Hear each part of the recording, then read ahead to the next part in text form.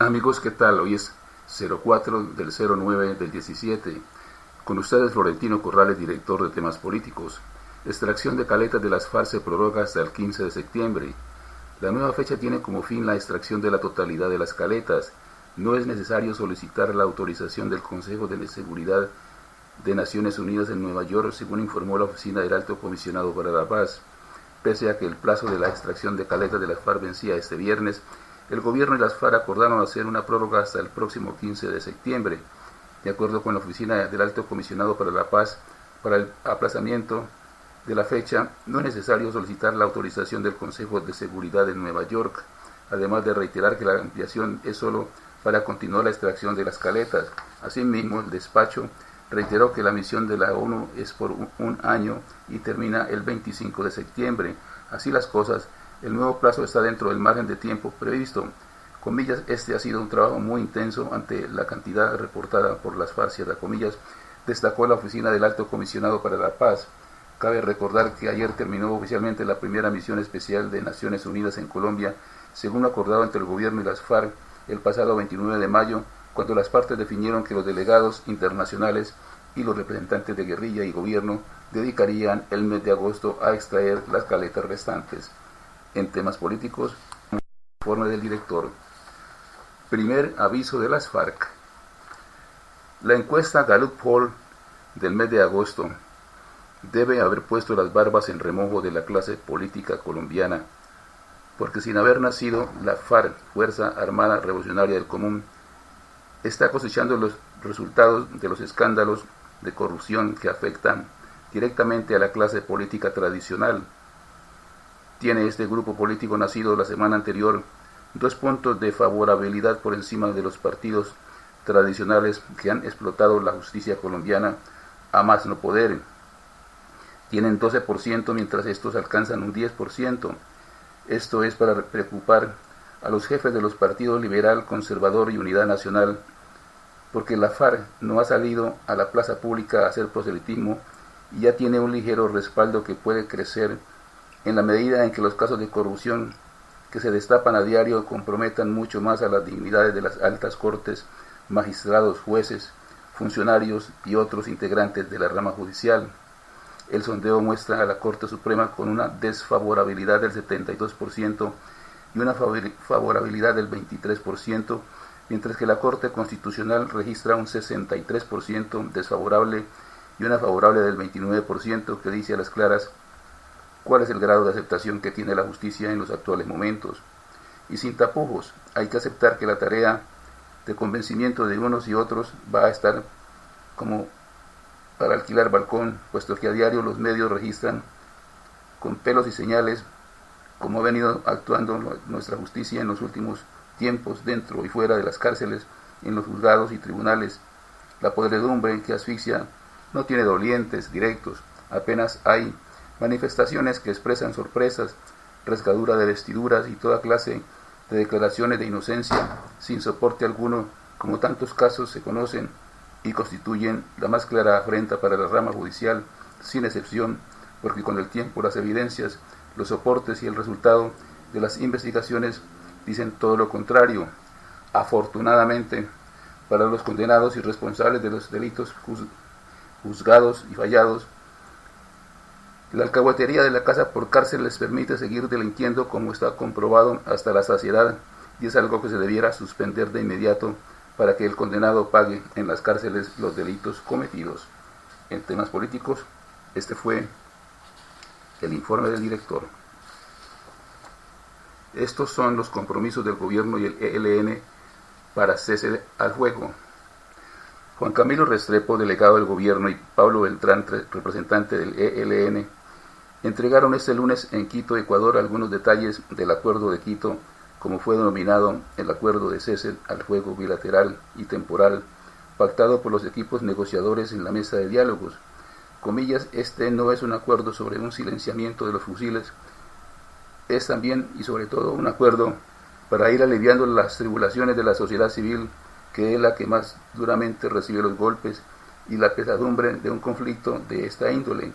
Por eso, al lado de los compromisos meramente técnicos de cómo van a cesar las hostilidades de carácter militar, Hemos tenido mucho cuidado en que vayan compromisos que las dos partes han acordado para que se implementen a lo largo de la duración del cese al fuego, que tienen que ver con cómo hacer más llevaderos los rigores de la guerra a la sociedad civil, cierra comillas, manifestó Juan Camilo Restrepo.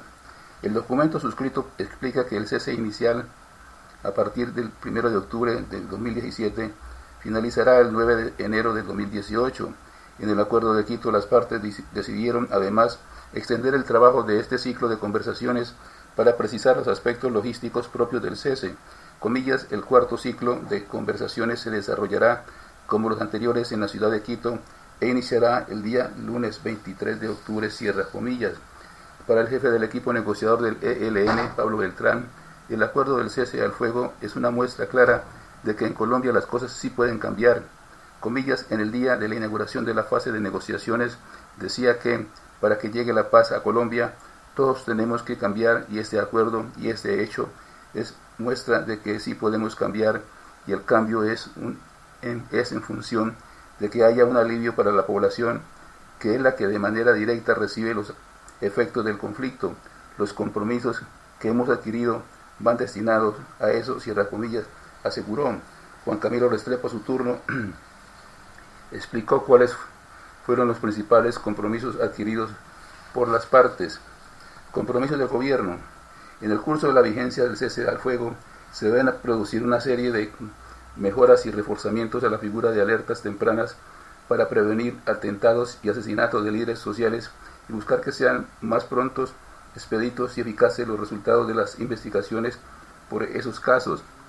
Poner en práctica un programa de tipo humanitario para la población carcelaria de Colombia, que está formada también por militantes del ELN, que tenga mejoras en salud, tratamiento, ubicación humanitaria de la población, para que estén más cerca de sus familias y que haya seguridad interna dentro de los recintos carcelarios.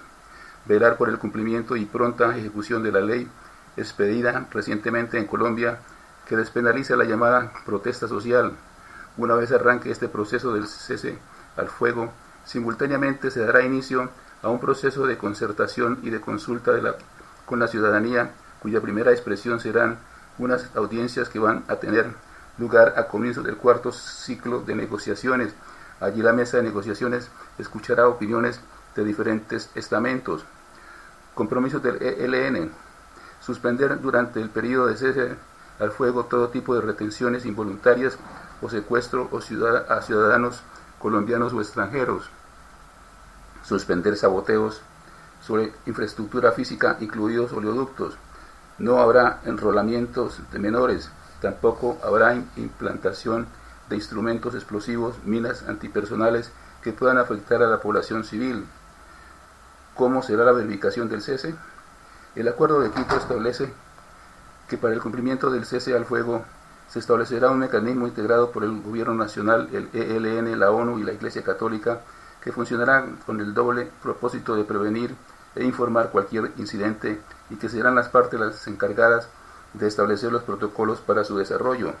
Según explicó Pablo Beltrán, se ha previsto un sistema de veeduría que estará coordinada en primerísimo lugar por veedores expertos de Naciones Unidas que ya están ubicados en Colombia porque estaban atendiendo el proceso de desmovilización de las FARC, y adicionalmente a esa veeduría hemos convenido que, como un apoyo a ese proceso nacional, regional y local, se complemente con una especie de acompañamiento de la Iglesia Católica a través de los obispos y parroquias ubicadas en las zonas donde el conflicto ha sido más intenso.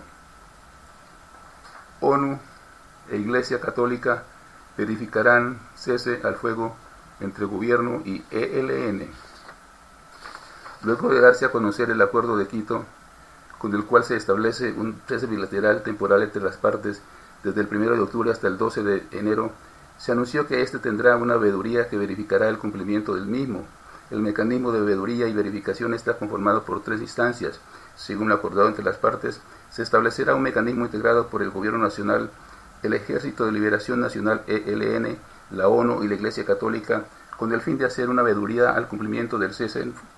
Funcionará con el doble propósito de prevenir e informar cualquier incidente. Según Juan Camilo Restrepo, representante del gobierno y jefe del equipo negociador, los funcionarios de la ONU que han ido concluyendo sus funciones dentro del acuerdo con las FARC participarán de esta veeduría mientras la Iglesia hará un proceso de acompañamiento. Dicho mecanismo de veeduría y verificación tendrá 3 instancias, una nacional, unas regionales y otras locales. A través de este alertarán y prevendrán incidentes que pongan en riesgo la continuidad del cese al fuego y hostilidades. Pablo Beltrán, jefe negociador del grupo guerrillero, afirmó: una característica de estos gestos es que son hechos para crear confianza tanto de las partes como de la sociedad con la mesa y tienen 2 características que son de buena voluntad y buena fe. Entonces la veeduría lo que hace es constatar posibles incidentes. Beltrán también afirmó que aunque el próximo mes se dará inicio al acuerdo, esperan que comience desde hoy.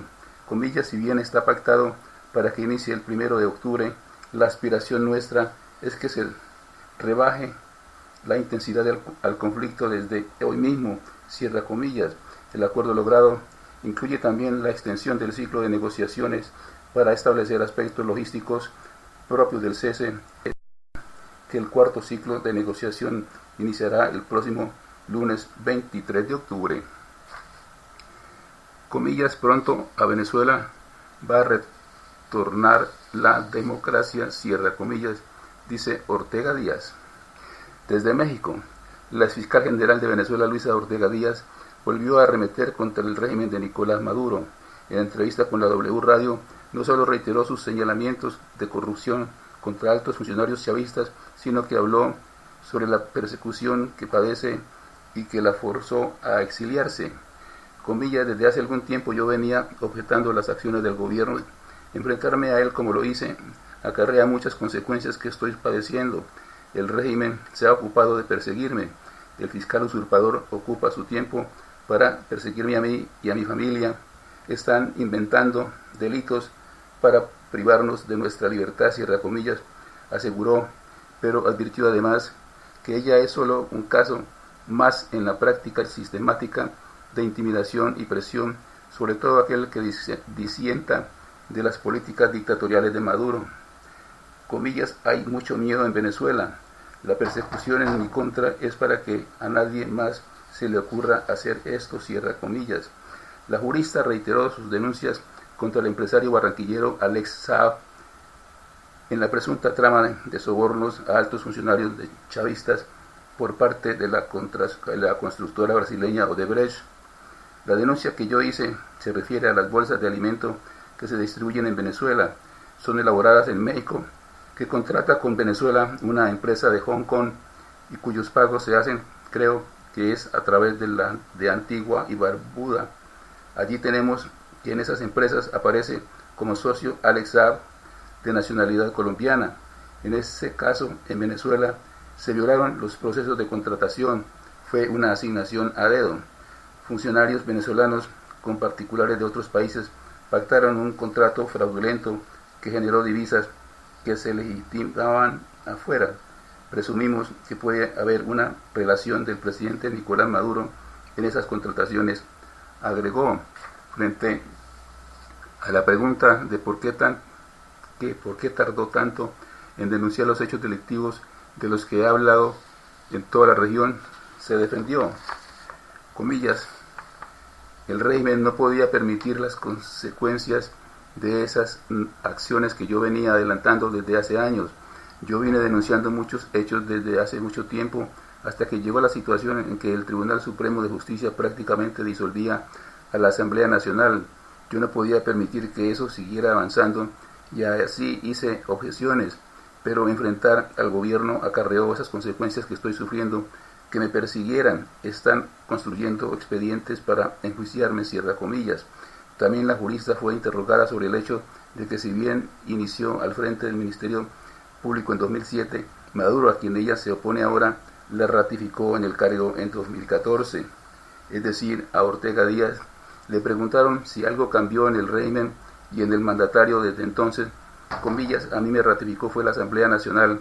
En Venezuela, la designación de fiscal general corresponde a la Asamblea Nacional. Nicolás Maduro no cambió, simplemente nunca ha gobernado Venezuela. Una de las debilidades que tenemos es precisamente falta de capacidad del equipo que entienda la situación venezolana y que implemente medidas que ayuden a la población. Hay ignorancia de lo que es ser un hombre de Estado y la responsabilidad que implica manejarlo, porque eso no es administrar una casa, un carro o un bus, es manejar un país y ser estadista, cierra comillas. Por último, la exfiscal se refirió a la precaria situación que vive el pueblo de su nación, pues en últimas el principal problema, asegurando que no puede haber calidad de vida en un país que se maneja de esa forma. Pero para concluir se mostró optimista sobre el futuro de Venezuela tras una posible salida del régimen. Comillas, quiero enviar un saludo de esperanza a mis hermanos venezolanos, que pronto a nuestra patria va a retornar la alegría, la paz, la democracia, el bienestar, el progreso y la libertad. Por eso estoy luchando y seguiré luchando hasta mi último aliento, cierra comillas. Moreno nunca me extorsionó, no acepté sus servicios y no le pagué, dice Mansur. Al término de la versión libre que rindió este lunes, durante unas 3 horas, el ex senador del Partido Conservador Julio Mansur, ante la Corte Suprema de Justicia en medio de las investigaciones por el denominado cartel de la toga, aseguró a periodistas que el exfiscal anticorrupción Luis Gustavo Moreno, en su papel de litigante, solo le ofreció sus servicios profesionales, que nunca lo extorsionó y que tampoco le pagó dinero, ya que no aceptó sus propuestas, primero antes de ser capturado por 600 millones de pesos y luego ya detenido por 2.000 millones de pesos. Comillas, yo soy una víctima de falsos testigos y no me las quiero tirar de víctima, solo digo que no acepté unas propuestas del doctor Moreno en las que nunca dejó entrever que se tratara de una extorsión de manera directa y no se puede denunciar a un abogado que hace una propuesta profesional, cierra comillas, aseveró. Con todo el respeto, Mansur, que Moreno dijo que yo no tenía una buena defensa, lo cual no es cierto, porque tenía los mejores abogados del país y que era muy fácil defendernos a nosotros. Le dijimos a la Corte que eso no es cierto, que habláramos de magistrados auxiliares ni principales. Moreno nunca habló de eso, ni de que tuviera injerencia en la Corte. Nuestro caso es muy distinto al del doctor Musa Busaile, cuando le dijeron, si usted no paga, le va a pasar esto. No obstante, precisó el ex senador cordobés que lo que sí se notaba es que Moreno pudo tener algún privilegio para conocer lo que pasaba al interior de la Corte Suprema.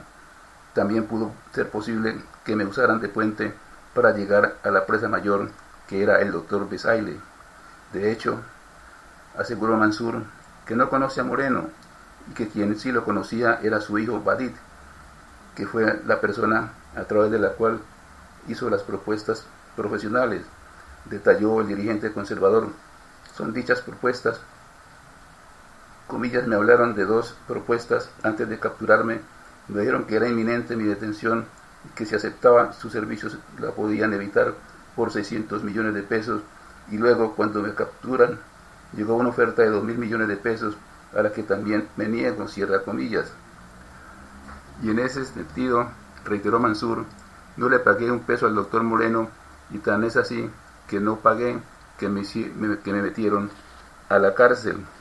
Por ello, puso de presente el exparlamentario, yo no podía denunciar a alguien que solamente me ofrecía sus servicios, frente al proceso que se le sigue por parapolítica, en el que fue capturado en 2015 y dejado en libertad hace unos meses, afirmó, comillas, yo demostré que fui objeto de un concierto para delinquir de unos testigos que ya estaban saliendo de Justicia y Paz, cierra comillas, agregó, me dijeron que me declarara culpable, pero yo soy inocente. Es cierto que me reuní con Salvatore Mancuso, ex jefe máximo de las AUC, en 2 oportunidades en Ralito, cuando fui invitado por el gobierno nacional y cuando iban a asesinar a 2 personas por una mala información. Además aseveró que el sindicato, un supuesto pacto de políticos de Córdoba con las AUC, para elegir gobernador de ese departamento en 2006 no existió. El sindicato nunca existió. Mancuso rectificó ese dicho. Solo fue un pacto político para apoyar un candidato a la gobernación. Entre tanto, su hijo Badin Mansur ratificó lo dicho por su padre ante el alto tribunal. Moreno me ofreció sus servicios y me garantizaba que no iba a ir a la cárcel mi padre, pero él sabía que lo iban a capturar y el motivo de la captura incluso conocía interceptaciones de desmovilizados rasos que nadie conocía. Y agregó al respecto: no tengo información de ningún magistrado, ni él nunca me lo mencionó, solamente era mi intuición que él era cercano al doctor Leonidas Bustos y que tenía una oficina con el doctor Francisco Ricaurte. Finalmente reiteró ante las preguntas de los periodistas: no accedimos a nada, no tengo nada que denunciar sobre un tipo tan poderoso porque él solamente ofrecía sus servicios. Demandan ante el Consejo Nacional Electoral nombre y logo del nuevo partido político de las FARC. Fuerza Alternativa Revolucionaria del Común FARC es el nombre del nuevo partido que lanzó a la guerrilla tras afirmar la paz después de más de medio siglo de conflicto armado. Sin embargo, el nombre y la imagen de este conglomerado desde ya está siendo objeto de controversia, tanto que inclusive la propuesta fue demandada ante el Consejo Nacional Electoral este viernes. Para el abogado especialista en derecho laboral, electoral, y demandante Holman Ibáñez, por respeto a las víctimas del conflicto, los guerrilleros no deberían continuar reproduciendo la sigla con la que se conocieron como Grupo Armado, según dio a conocer El Universal. Eso en razón de la Rosa Roja con las siglas FARC bajo ella, inspirada también en la Internacional Socialista. Además del acuerdo con Ibáñez, la flor del nuevo partido de las FARC no solo se asemeja a la imagen de la Internacional Socialista, sino también a la del movimiento Primero Ibagué, quienes también tienen una rosa roja en su logo. Este jueves, el último día del Congreso de las FARC para constituirse como partido político, la plenaria de esa organización optó por mantener las siglas originales. De los 1.200 exguerrilleros que participaron, 628 votaron por el nombre Fuerza Alternativa Revolucionaria del Común, mientras que en Nueva Colombia el nombre propuesto por el máximo jefe de esa organización, Rodrigo Londoño Timochenko, perdió con 264 votos. Por su parte, Iván Márquez, jefe de la delegación de paz de las FARC, defendió el nuevo símbolo del grupo, comillas: queríamos buscar un signo que fuera conocido, que se encontrara por todas partes, y queremos que lo asocien con nosotros cuando vean una rosa, porque la rosa también tiene una visión positiva. Imputan nuevos cargos a Andrés Jaramillo por carrusel de contratos. La Fiscalía General de la Nación imputó 5 nuevos cargos a Andrés Jaramillo, el director de Conalvías, por las irregularidades tras los contratos de las obras de la fase 3 de Transmilenio y las influencias que supuestamente ejerció en el Instituto de Desarrollo Urbano IDU. Según la Fiscalía, Jaramillo logró que se realizaran 78 modificaciones en la licitación pública para la fase 3 de Transmilenio, que terminaron favoreciendo a su empresa Sociedad Futura. Además, Jaramillo celebró la adición de un contrato por un valor de 35.118.891.945 pesos sin cumplir los requisitos de selección objetiva. Al expresidente de Conalvías ya lo habían señalado por los delitos de cohecho e interés indebido en la celebración de contratos, por su presunta participación en las irregularidades que rodearon la adjudicación de la reparación de la malla vial, transacción que estaba en manos de la Unidad de Mantenimiento Vial. Durante la diligencia judicial, la defensa del empresario pidió un cambio de centro de reclusión para Jaramillo por enfermedad. Hasta aquí, temas políticos. La invitación muy cordial para que nos sigan en Twitter, Facebook, YouTube, Google, @temas políticos, una sola palabra, de lunes a viernes, en este mismo horario. Muchas gracias por su sintonía. Los espero mañana. Buenas noches.